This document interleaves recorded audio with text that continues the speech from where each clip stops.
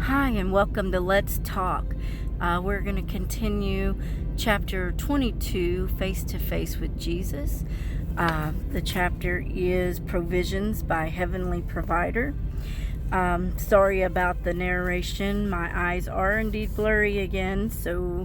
I just am not the best narrator anyway, but we're going to move on from that.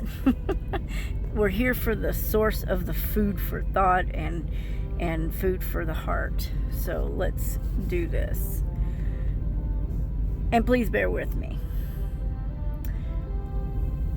During my recovery, friends would sometimes pick me up so I could go to church, and they would often visit me at home. Eventually, I was well enough to get a job. I took a variety of different positions, from working in the shop selling clothes to being a hairdresser. Jesus himself was a carpenter, and I am sure he was an attentive, successful worker in wood. I too wanted to excel at whatever I did to glorify my Father in heaven. And you shall remember the Lord your God, for it is he who gives you power to get wealth. Deuteronomy 8:18. 3 years after my heavenly experience, I fasted for 7 days for the salvation of the rest of my family and my direction in life. During that time, I heard God speak to me about the job I was to do. I felt I should apply to work at a specific restaurant as a waitress. I had heard about the waitressing job through Janin, meaning heart, my Christian friend who worked at the restaurant. The restaurant was one of the best in our city and the first to serve Mexican food. The prerequisite for the job was that you spoke English, because many foreigners came to eat there. I wanted to be a servant-hearted just like Jesus, and I wanted to understand what it meant to be a servant. So I chose to be a server. I had read in the Bible that we are to be kind to strangers and foreigners, and I longed to put that into practice in my job. I went for an interview and was given a job. That restaurant became my mission field, and my desire was to serve the customers as if I were serving Christ. It was wonderful to have Jan in there too. We would pray together before every shift, holding hands and asking Jesus for his presence to be with us and for the salvation of our co-workers and customers. I wanted the people who came into the restaurant to feel like kings and queens when I served them. Almost all of the regulars I befriended and with whom I shared the gospel later came to church with me. One customer who worked for a foreign embassy was a lapsed Catholic. I invited him to church, and he was touched by God. Later he said, "Now I know what your secret is. It is Jesus who shines through you." Customers who were not believers in Jesus were drawn to me because of my joy. Some said it was my aura, but none could really put it into words. What is it that they were attracted to? When I got to know them better, I told them with a big smile, "It is Jesus. It is his presence I carry inside of me." I would always try to build relationships with the customers first, and then, when they asked me why I was different, I would tell them about God, the God of love. People were drawn to the joy, love, peace, and Holy Spirit in me. I had such favor in the restaurant that the customers would ask to be served by me instead of the other waitresses. I often received large tips and was able to bring money back to my family. With the money, I had also had an idea to give flowers to Jesus. There was already a ministry of flowers, but it depended on members of the congregation to buy them. Each week, I would buy flowers and place them on an altar before the service. Iman would then hand them out to the new believers who had come to the service. To get the flowers, I had to wake up early Sunday morning after having ordered the bouquet the night before and go to collect them. I bought the best flowers that I could and it was expensive. But like Mary in John 12:3, it was my extravagant worship to the King and such joy I had become friends with the florist, and they often gave me flowers for myself free of charge. Lilac and roses were my favorite. Sometimes, if I just walking past the shop, they would run out and bless me with flowers. This was particularly touching since the florists were Muslims, and I told them I was buying the flowers for Jesus, yet they still showed me such favor. When I established a good relationship with them, I started to share the gospel and invited them to church. They eventually came to the medical mission that was held in the church. The restaurant prospered while I worked there, despite the fact that I was enjoying it so much.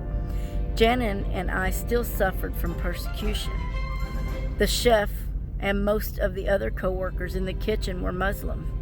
They would call us the infidel, saying we were fools to become Christians. If they had the power, they would have fired us. But our boss was American and happy with us, so we were safe. In the end, their hearts softened towards us, and they ended up calling me Pastor Sama. They came to me whenever they had problems. During times of persecution, I found my strength in God. Bible school. In the long term, I had planned to go to Bible school. My dream was to study in America because I wanted to go to a school with a Christian foundation, and there were none like that in my country. By this time, I had started going to a new European church plant in my city. After the bomb, our church had moved to our other property, but the government wanted to take our building. We were under strong persecution. My sister had some friends who went to the European church. They did not have a building, but met in a home. After the meeting, we felt we should move to that church and spoke to our pastor to get his blessing, which he gave because he loved us. The European missionary started talking about a Bible school at the church in our city and said that I should attend. I told them I wanted to go abroad for Bible school, but then I kept on bumping into the missionaries at the most unexpected places around town. Each time they would say, "Sama, Bible school, you need to come." I was seeing them so frequently that it caught my attention. "Is this what you have for me?" I asked God. I had felt the Lord say not to put off for tomorrow what can be done today. He was asking me to lay down my place at the university and trust Him with my future. The next time I saw the missionaries, they asked me one more time, "Sama, when are you going to realize that you need to be at Bible school?" "Now," I replied, laughing, "I am coming."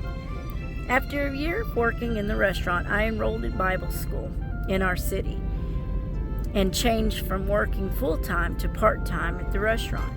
Adelia and I had paid for Iman and Makwadis. Sorry about that. After a year working in the restaurant, I enrolled at the Bible school in our city and changed from working full-time to part-time at the restaurant. Adelia and I had paid for Iman and Makwadis to go the year before. I was looking forward to what God had for me and knew it would be the best. I also sensed that studying the Bible would be an important foundation for my future, whatever that may be. At the end of the year, I knew it was time to lay down my job at the restaurant. When I prayed about it, I felt the Lord say I was coming into a new season. In the winter, I told my boss I was leaving. My co-workers and I all cried on my final day. Though God had blessed me so much at the restaurant. It was now time to move on. Well, that was a quick and sweet little chapter, and it looks like he's got a journey set for her, and he probably has one for each of us, but I guess we need to listen to that still small voice to hear it, know it, recognize it, and then do it. This girl is very obedient. She's faithful, and she's disciplined. She fasts all the time.